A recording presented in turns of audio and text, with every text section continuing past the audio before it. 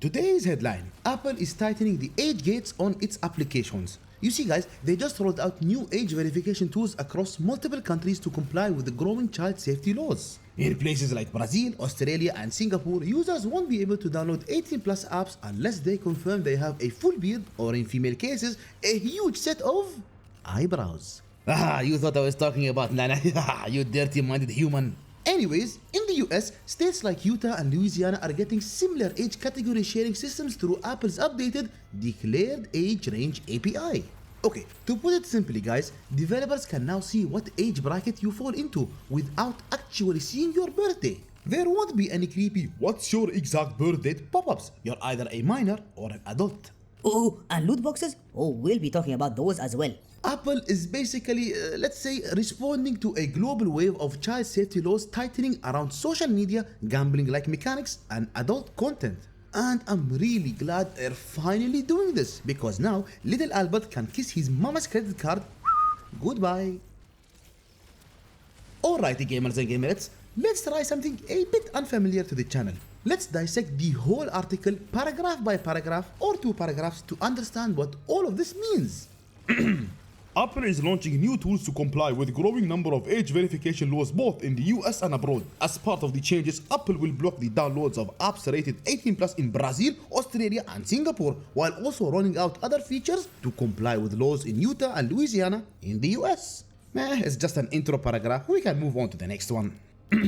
The company informed developers on Tuesday that it's expanding its set of age assurance tools, including an updated Declared Age Range API now available for beta testing. These tools allow developers to obtain a user's age range without gaining access to the user's personal information, like their date of birth. The need for a technical solution like this came about as more governments around the world have created laws to block or restrict certain apps like social media that can only be used by adults 18 and up. In Brazil, for example, developers can use the Declared Age Range API to obtain the user's age category if the user or their parent or guardian chooses to share it. Let's get technical now, gamers and gamerettes. Apple told developers it's expanding its age assurance toolkit, and the big boss of it all is none other than the updated Declared Age Range API, which is currently in beta. To put it in perspective, Apple is building a structured flow for age verification instead of leaving developers to improvise with their wits, which proved to be a complete failure over the years. Now the developers, they won't get your birthday, they won't get the exact day, they won't store the year, they won't collect any documents. They get a category: minor, teen, adult. That's it. Now why is that important? Well, guys, because most age verification systems either over-collect data or create security nightmares. If every application stores full birth dates, that's a data breach just waiting to be penetrated. Governments worldwide are pushing laws that restrict certain platforms, especially adult-only social apps, from being accessible to minors. Instead of each developer building their own annoying compliance system, Apple centralizes it. Let's take Brazil specifically. Developers there, they can request the user's age category, but only if the user or guardian chooses to share it. That consent layer, guys, this is critical. It keeps the system compliant without turning it into mandatory biometric freaking nightmare. Moving on. In addition, Apple will block users in Australia, Brazil, and Singapore from downloading apps rated 18 plus starting today until they confirm they are freaking adults. In this case, the App Store will perform the age confirmation automatically, but Apple notes that developers may still have separate compliance requirements they need to meet. Now we're getting the action part. You see, guys, Apple isn't just giving developers a new and shiny API and throwing them on the street and saying good luck. No, guys, they're blocking users in Australia, Brazil, and Singapore from downloading 18 plus apps unless adulthood is confirmed. And the App Store handles the freaking confirmation, not the developer. And that's really big, because if Apple enforces the gate at the front level, it eliminates inconsistency. There won't be any more "this app checks this, that app doesn't." The rule applies platform-wide. The same way Apple it enforces payment systems or those stupid privacy labels, it's now enforcing age gating. But there is still sort of an annoying part left, guys. Apple makes it clear developers may still have separate compliance requirements. It means that Apple will handle the platform level verification, but if a country demands additional identity checks or disclosures, that responsibility will sit with the developer and developer only. So, in a nutshell, gamers and gamerettes, Apple isn't absorbing all the legal liability. It's just creating a baseline compliance layer. Think of it, let's say, like airport security. Apple will check your boarding pass, but if customs wants extra documentation when you land, that's still on you. The enforcement is no longer freaking optional.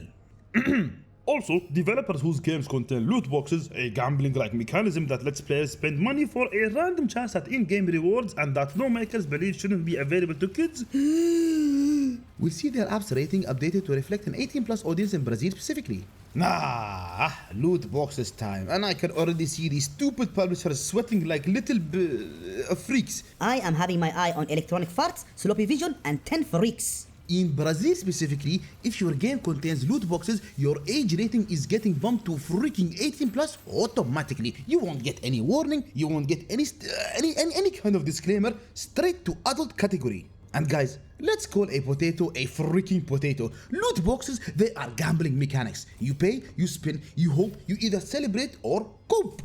The only difference between that and a slot machine is the background music and the fact that the prize is a digital skin instead of cash. And guys, we all know lawmakers have been circling this issue for years. I mean, Belgium cracked down, the Netherlands fought it, the UK debated it, Star Wars Battlefront 2 controversy turned loot boxes into a bad global phenomenon over freaking night. Brazil drawing a hard 18 plus line is great because it simplifies the argument. Instead of endlessly debating, are they technically gambling? They're saying if minors shouldn't engage with gambling mechanics, they shouldn't engage with gambling like mechanics either. So if your monetization strategy relies on randomized paid rewards in Brazil, You're freaking screwed. In the US, the new users in Utah and Louisiana will soon have their age categories shared with their developers' apps through the declared age range API as well. The company said it has expanded its other tools around age ratings and permissions to meet its compliance of rigging obligations.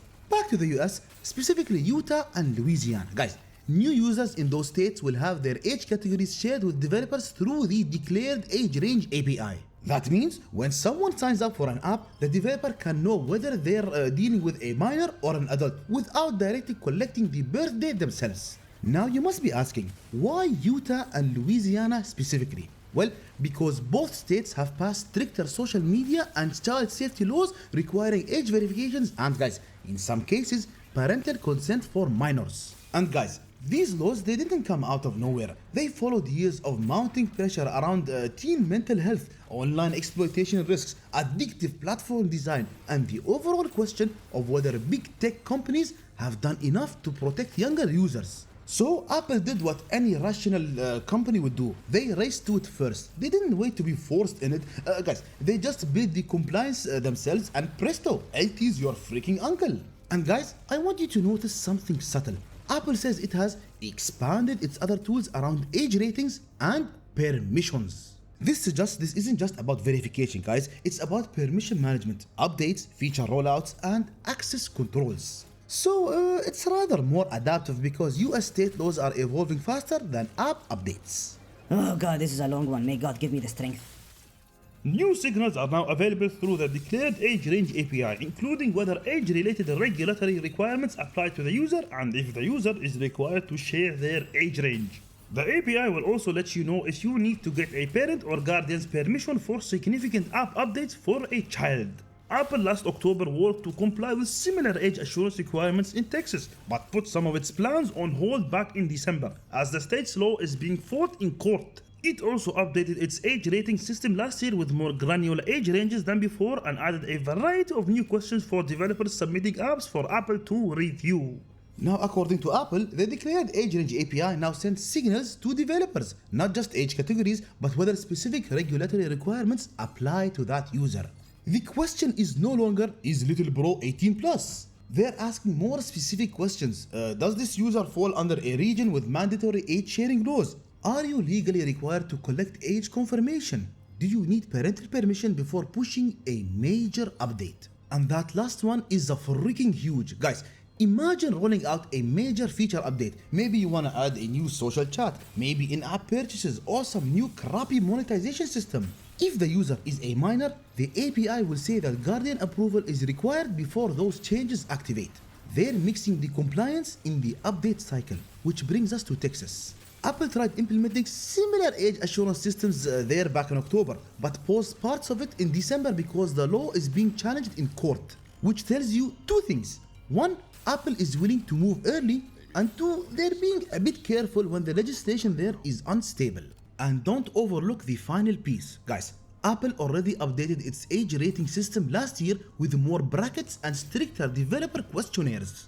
Apple didn't start yesterday. This is just a phase 2 of a longer strategy. They're beating the panic by iterating. Okay. First off, guys, let me start with 3 freaking claps for Apple.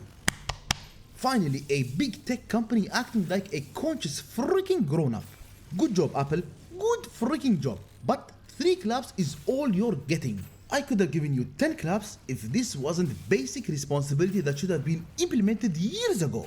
Let's take loot boxes for example, guys. For too long, platforms hid behind this motto. We're just the middleman. And during that time, monetization evolved from buy a skin if you want to psychological nightmares designed for impulse freaking spending.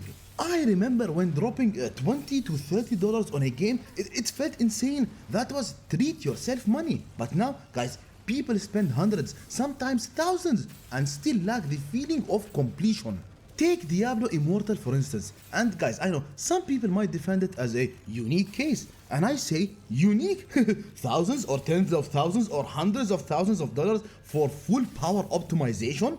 What age are we in right now? Is everyone suddenly the grandson or daughter of Bill Gates? Maybe Elon Musk is your freaking uncle. Kids are not supposed to be anywhere near those freaking predatory systems, whether it's hundreds of thousands or even just hundreds. Kids don't realize it because it's not their money. It's their parents' hard-earned cash that they had to bleed for. And I really freaking hate it when games play those psychological tricks on them, especially with those stupid pity systems I see nowadays. Ooh, roll for 400 times and you're guaranteed to get it, or you might get it sooner. If it quacks like gambling, spins like gambling, and sucks cash like gambling, it's a freaking gambling. So I applaud Brazil for slapping the 18 plus on loot box mechanics, because we can't continue pretending randomized paid rewards aren't gambling adjacent.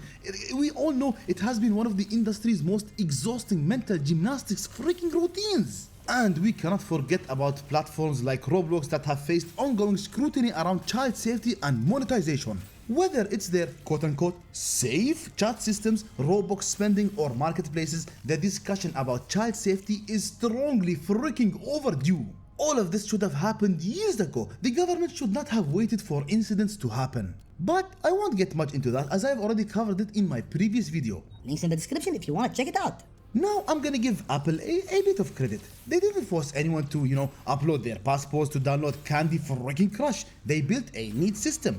Age categories, regulatory signals, parental permissions for significant updates. It's structured, it's scalable, and it's privacy conscious. They got the message that freedom online doesn't mean freedom from responsibility.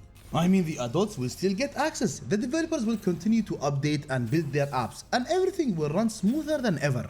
The only thing getting restricted is exploited underage access. And if your business model can't survive without minors having unrestricted access to gambling style mechanics, then maybe, just maybe, that business model deserves to struggle or even perish in freaking flames. But of course guys, with everything there are risks. False positives could block legitimate users. Teens might get locked out unfairly. Developers will complain about friction. Some will scream overreach. And yeah, I kind of have my fingers crossed with some doubts about how smoothly this rolls out globally. But we need to be patient for this whole thing to mature properly. Sure. It should have been done a long time ago, but there is no point in complaining about it now since it's being implemented-ish. In the end, child safety is the only thing that matters, and that is not a simple matter at all.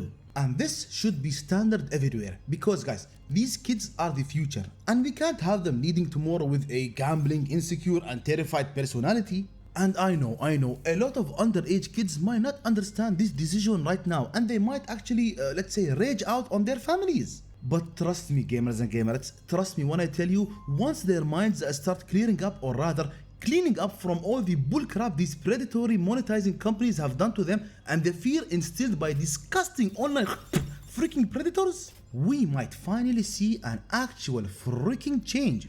Hopefully, for the better.